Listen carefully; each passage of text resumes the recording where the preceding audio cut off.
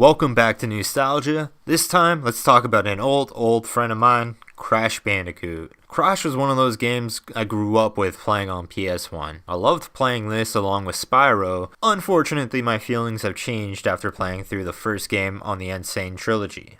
Graphics like Spyro have seen a massive improvement considering this game first came out on the PS1. Thing is, it feels like they didn't adjust the gameplay, and I personally feel after revisiting it, they should have. You have to be extremely precise in this platformer. There is often very little room for error. They should have called it Crash Bandicoot Prepare to Die Edition. I don't know, it might just be me, but some of these levels were very difficult. Way more difficult than I remember as a kid. Some of them were still fun and enjoyable. But the problem with this difficulty is, some people may be discouraged from playing the game because of the difficulty. It'd be one thing if there were settings to increase or decrease the difficulty, but what you see is what you get. Another thing is, like Spyro, you have to buy the entire collection. You can't just buy the first game separately. So say if somebody who hasn't experienced this game before goes to play it and has a difficult time playing it, why would they play 2 or 3 if they can't even finish 1? Immediately, that makes it a waste of money on their end. Price is a fair deal though, 3 games for about $50. I've seen it as low as $29, which works out to be $10 a game. For people who didn't grow up on the series,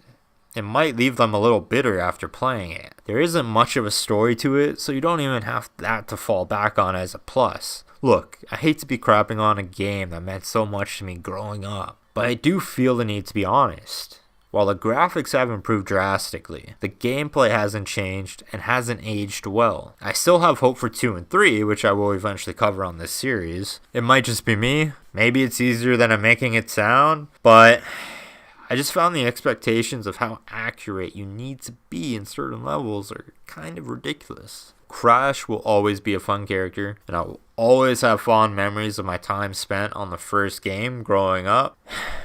But playing through this remaster didn't make me as happy as I would have hoped. I found myself getting annoyed and frustrated at certain points. Feel free to comment, get good. I'm definitely expecting it. When it comes to this remaster, you either love it, like it, or hate it. I'd fall under like it. Majority of the levels I ended up enjoying the graphics. They were absolutely beautiful. There were some levels that I honestly feel were designed to test my sanity. Again, I'm sorry to crap on this game, but I need to be honest. Instead of feeling nostalgic when I played through this, I mostly felt okay or agitated. If you love the Crash series, definitely pick it up. If you're new to the series, maybe borrow a copy from a friend. If you have very low patience, maybe just avoid it. I feel like this will be a short video, but outside of graphics, gameplay levels, and the story, there really isn't much to discuss. Hopefully you enjoyed this video and you don't hate me for what I've had to say. This has been Newstalgia.